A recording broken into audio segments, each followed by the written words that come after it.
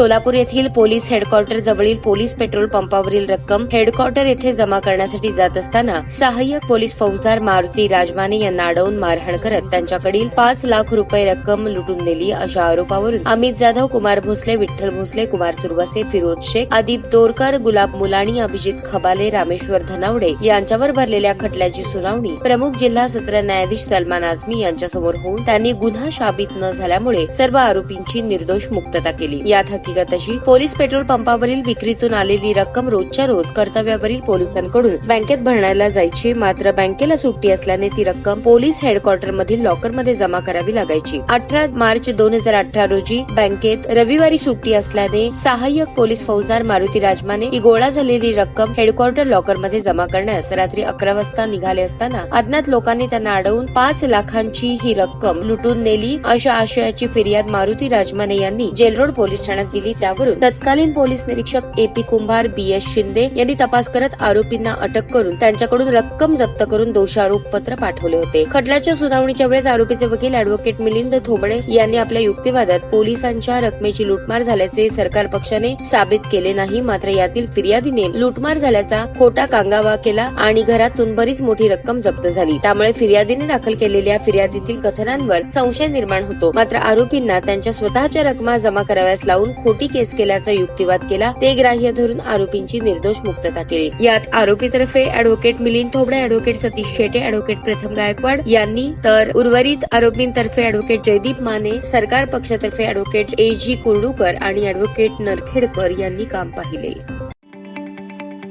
ताज्या बातम्या पाहण्यासाठी प्राईम महाराष्ट्र न्यूज चॅनलला सबस्क्राईब करा।